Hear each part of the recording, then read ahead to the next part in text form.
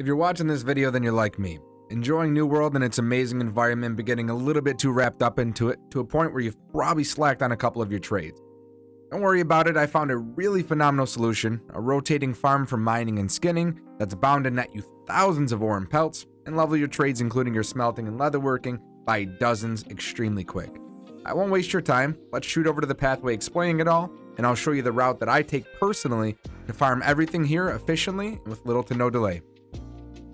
So this route's based around south of Windsward. The two main focal points are going to be Dankfur Hollow and Scratchrock Burrow. Both are filled with plenty of low-level creatures to skin, a couple of things that you can pick and herb all around the place, but there's going to be ore in almost every single crevice of the area. And I'm going to show you a few of those places and things to keep an eye out for when you're going around this area. What you'll see is as soon as I leave south of the town, I'm already running into wolves. There's some hemp around the area as well, plenty of boulders, but we're really focused on the animals at this part because there's so many. Remember that even if they're low level, you're still going to get the full credit for skinning them.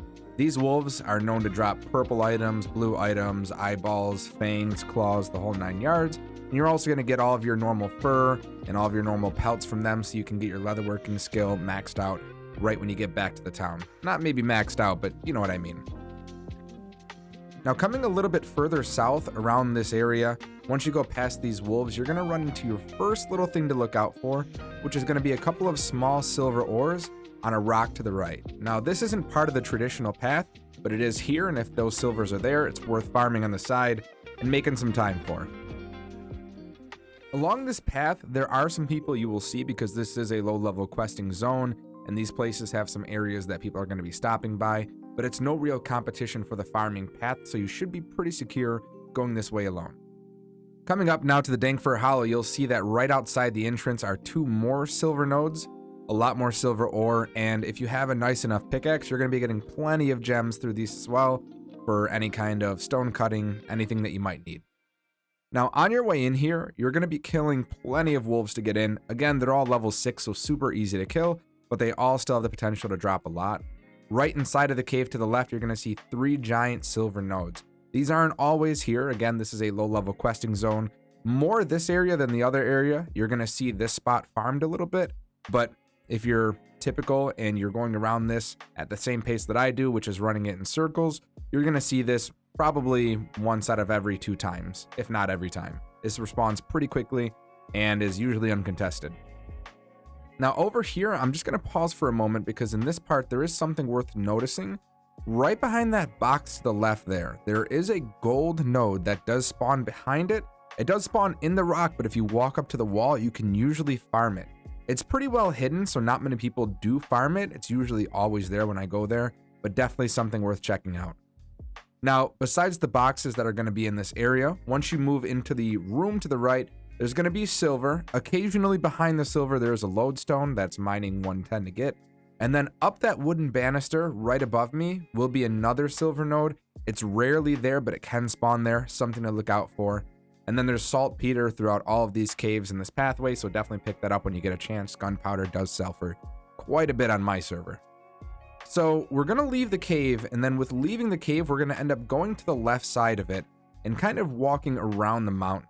The reason for this is it's not guaranteed, but there's a lot more animals and occasionally some iron ore spawns, as well as some silver ore spawns along this side.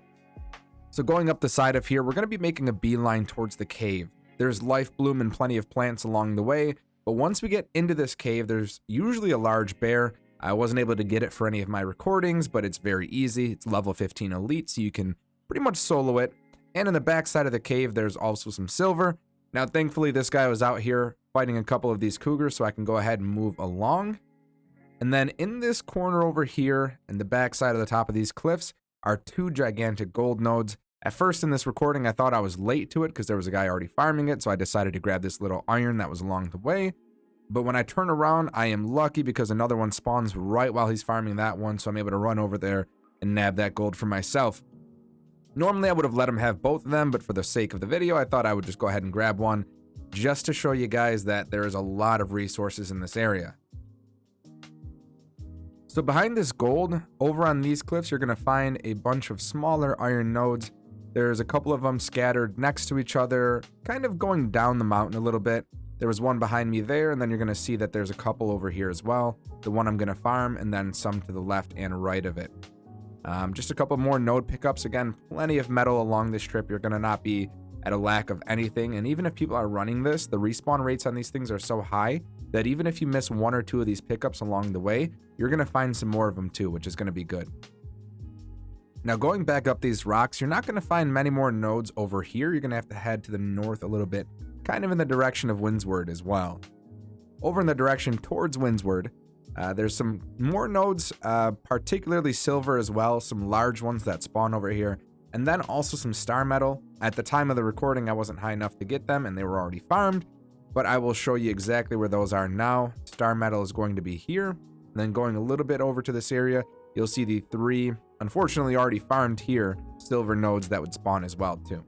Below me on the cliff to the left, there are some more silver nodes, a couple of things to look out for, but plenty of resources. So, I hope this video helped somebody out. For me, I farmed this area for about 3 hours and was able to get my mining and my skinning from around the 50 area to about the 90 to 100 area. My skinning's higher than my mining. Mining just takes a bit longer. I was able to get my leather working up past 100. I was able to get my smelting up around 90 as well too.